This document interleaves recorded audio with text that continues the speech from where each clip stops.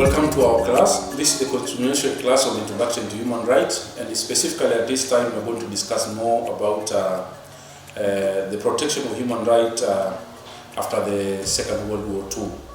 The previous class we actually learned more about the history of light, the origin of light, and how a human right evolved over time, from ancient time, Middle Ages, 16th to 19th century, and now after the Second World War II.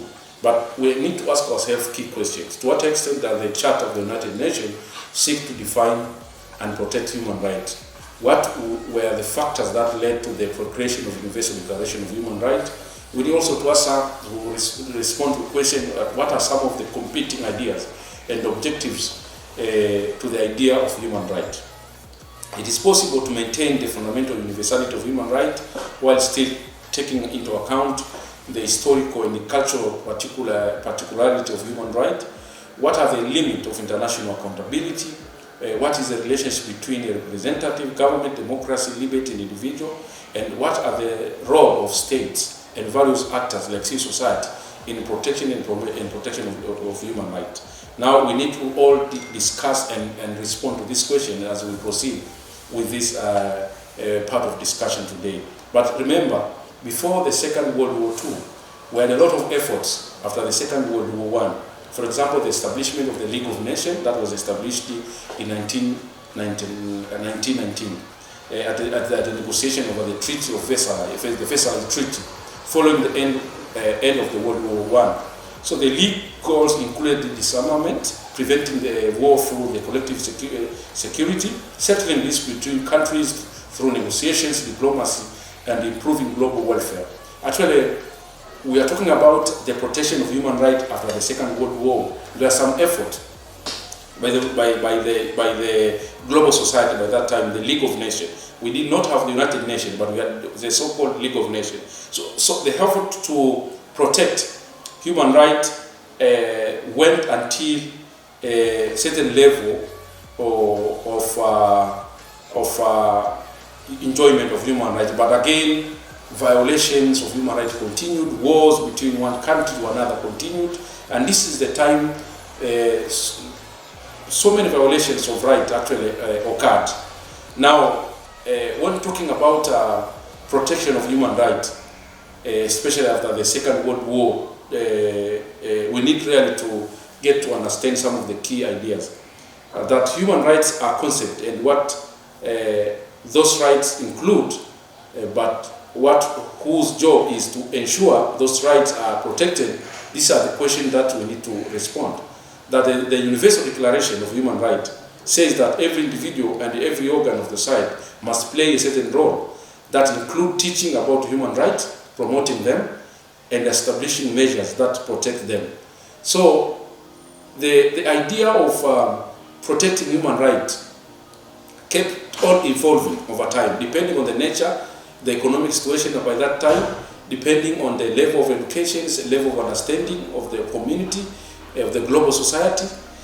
Now, individuals, as time goes by, started realizing that they are supposed to be protected. They have certain kind of rights. Now, this is what forced the United Nations now to come out with what we call the United Nations Charter. And within the United Nations Charter, we saw the effort of the United Nations to protect and respect human rights. Now, just to remind you, the precursors of 20th century human rights protection initiatives, I remember I told you about the Cyrus Linda, the Magna Carta, the Sundiata, and other things. These are the efforts that were done before. But now, the birth of the United Nations is the real idea of human rights protection today. That the idea of human rights emerged stronger after the First World War II. For example, and actually this actually was influenced by the Nazi regime after killing over 6 million Jews and conducting a lot of violation to other group of people, people's disability, homosexuals, and other groups of people. Trials were held in Nuremberg and Tokyo after World War II, and officials from those defeated countries were punished for committing war crimes, crimes against peace, and crimes against humanity. This is I would really say that this is a time now the global society saw that there is a need to come together, all the nations, to come up with a strong mechanism of protecting human rights. So government committed themselves to establish the United Nations, and within the United Nations now, there were some effort under the United Nations Charter to protect human rights. So the calls came from across the globe of human rights standard to protect citizens from abuses of their governments. Because it was very clear, and it is very historical. Remember, from ancient time to Middle Ages to from 16th to 19th century, actually it was actually state that committed a lot of violations against citizens, or against citizens of other nations. Now, the UN now decided to come up with a strong mechanism of protecting a state from violating the rights of its people or from violating the rights of other states. Later on now, after the United Nations Charter came into place, the Universal Declaration of Human Rights, all member states of United Nations agreed to promote human rights and to advance those rights by creating the so-called Commission on Human Rights. First of all, the Commission on Human Rights was established. Now, as of today, we call it the Council of Human Rights. Now, it was charged with the duty of drafting a document that will protect and highlight all the key issues of human rights at a global level. Therefore, the Commission, guided by Eleanor Roosevelt, forceful leadership, captured the world attention. And then in 1948, the Universal Declaration of Human Rights was adopted. So this is the first strong document ever under this sun about human rights. This is the mother of human rights of today. We can call it is another Cyrus Cylinder or another Magna Carta, another Monday Charter of Human Rights of our times. So by that time, 56 member states of UN adopted the UN. But as of now, you are talking about over 185 members of the United Nations have ratified various UN instruments, including the Universal Declaration of Human Rights. Now, the influence now of the Universal Declaration of Human Rights made the global society to later on come with a lot of documents now. We call it Human Rights Covenant and Declarations, Protocols and Treaties. With the goal of establishing a mechanism for enforcing human rights, this is another class now for next week. Actually, the UN Commission proceeded to draft 2 treaties, that is International Covenant on Civil and Political Rights and its optional protocol, and International Covenant on Economic and Social Cultural Rights. Together with the Universal Declaration, they are commonly referred as the International Bill of Rights. Therefore, the concept of International Bill of Rights cannot be discussed without taking into consideration these 3 main documents: the UN Declaration of Human Rights, the Covenant on Civil and Political Rights, and Covenant on Economic and Social Cultural Rights. Actually, the 3 documents make what we call it the International Bill of Human Rights of today. Then other key documents actually followed later, but the main document that are talking about human rights, the foundations of human rights protection today, we have to talk about the Bill of Rights, which covers the main 3 documents. So this document focuses on such issues such as the right to life, freedom of speech, religion, and voting. The International Covenant on Social and Economic Rights focuses on such issues such as food, education, health, and shelter. Both covenants advocate for the extension of rights to all persons and prohibit discrimination.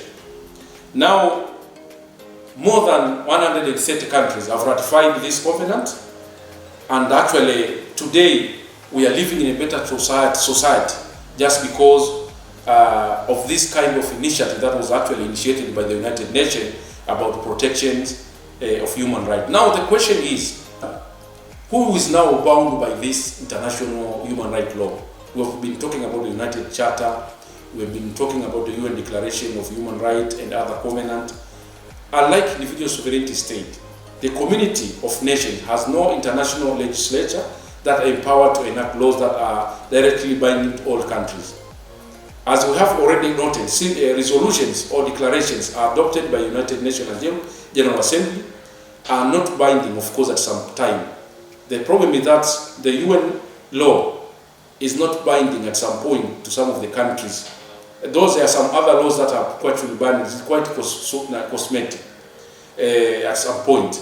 For example, the Universal Declaration of Human Rights may be a great significance, but when approved or adopted, it is mandatory for those nations that have ratified and adopted those declarations actually to follow and respect whatever kind of rights that are provided within those conventions or documents that they have ratified and adopted.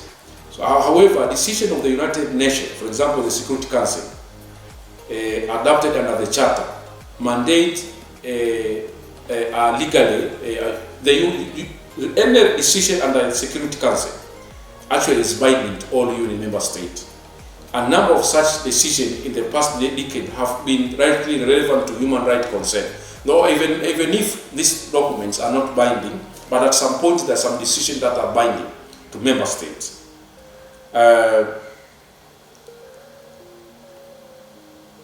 Now, talking about the practice we have in place.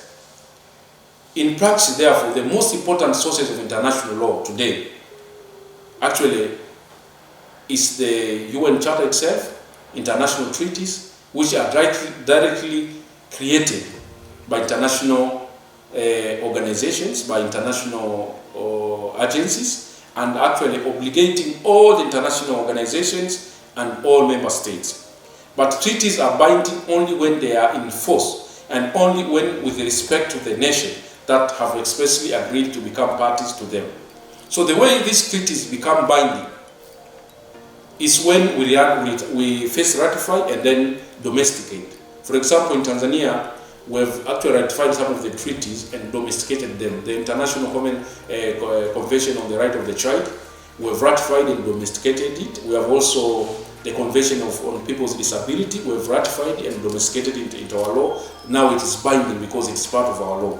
Tanzania is a dual system that we first of all need to ratify, and later on you need to come and domesticate through our law-making process within the country. Therefore, determining whether a treaty is legally relevant to the human rights situation in a particular country, it is important to ascertain the following issues. Whether the treaty contains express language requiring the parties to respect a particular human right at issue, whether the treaty is in force, since multilateral treaties typically do not take effect until a certain number of nations have deposited their ratifications in normal instruments indicating their intent to be bound. Whether a nation is involved as in fact ratifying the treaty, since since signature alone may not legally bind a nation. Signing a treaty without ratifying it may not make it part of the treaty. And again, signing and ratifying without domesticating here in Tanzania may also not make it part of our law. So whether the nation is questioned has filled any reservation that expressly modify its treaty obligation, we need also to ask whether, because at some time you may ratify, you may sign, you may domesticate a certain treaty and make some sort of ratification, reservation to some of the provision of that particular treaty. So the precise obligation of state to this treaty vary from treaty to another. So obligation of Tanzania to value state depends on the document itself. But generally, state parties can be regarded as have state parties like Tanzania have the following obligation to United Nations human rights mechanism. First of all, to respect rights, to protect rights, and to fulfill rights. So the rights contained within the treaty. The latter includes the obligation to facilitate, promote, and provide those rights. When talking about respect, the aspect of respect, these are obliged states are obligated to ensure that human rights are fully respected in the context of state policies, laws, and actions. This obligation requires states to ensure that none of its ministries or public servants violate or any enjoyment of human rights. Therefore, it's the duty of the state to respect that even state and themselves, or government officials, or state apparatus are not allowed to violate rights. You need to respect. This is one of the first key obligation of state under the international human rights law, that you are supposed to respect rights within your country, as a country. Your policies or whatever, anything that should respect rights. Now protect. This is another obligation. States are required to ensure the enjoyment by everyone without discrimination, that all people within that certain particular state or country, they need to enjoy those rights. So a country, a nation cannot be free if its citizens are violating the right of other people within the country. So it is the role of the state to protect rights. That if today a certain society will stand and start killing another group, then it is the role of the state to protect those rights. Remember in Tanzania we had a concern of killing of albino. Actually, it is the government of Tanzania that was accused by not protecting the right of people with albinism in this country. Therefore, under international law, states are required to protect the rights of its citizens. Then the third obligation is to fulfill. Here, states are given certain kind of roles to ensure that realization of human rights is in practice. That through adoption of laws and policies in Tanzania, we need to ensure that rights are protected, rights are respected by creating certain kind of laws and policies and institutions that, of course, create an enabling environment for people of Tanzania to enjoy their rights. That is to say, for instance, in the context of economic and social cultural rights, states are required to incorporate into national law some international and human rights standards.